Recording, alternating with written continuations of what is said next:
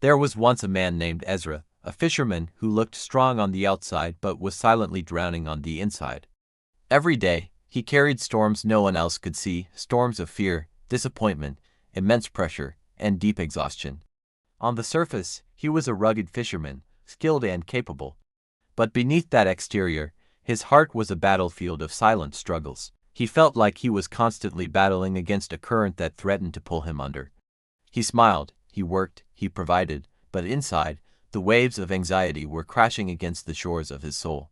One evening, tired and heavy-hearted, Ezra stepped into a boat with Jesus. The waters were calm, like a sheet of glass reflecting the twilight sky.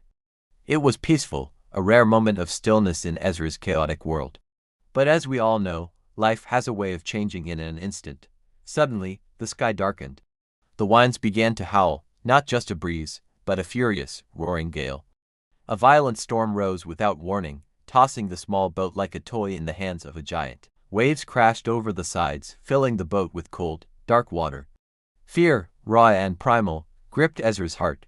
He felt his carefully constructed walls of strength crumbling down. In a moment of sheer panic, he scrambled to where Jesus was resting and cried out, "Teacher, don't you care if we drown?" His voice was a mixture of desperation and accusation. How could Jesus be so calm when they were moments from being swallowed by the sea? But Jesus, he stood with a peace that the storm could not touch, a stillness that defied the chaos all around them. He looked at the raging sea not with fear, but with authority. He lifted his voice, and with a power that seemed to shake the very heavens, he spoke three simple words: "Peace, be still." And instantly, miraculously, the winds bowed in obedience. The ferocious waves laid down as if they were tired children. The storm surrendered its fury. A great calm settled over the water, even more profound than the peace before the storm. In that stunning silence, Ezra realized the truth. The storm outside wasn't the real danger. It was the storm inside him, the fear he had hidden for so long, the battles he thought he had to carry all by himself. As Ezra stood there, trembling, Jesus turned to him and whispered, "You are never alone.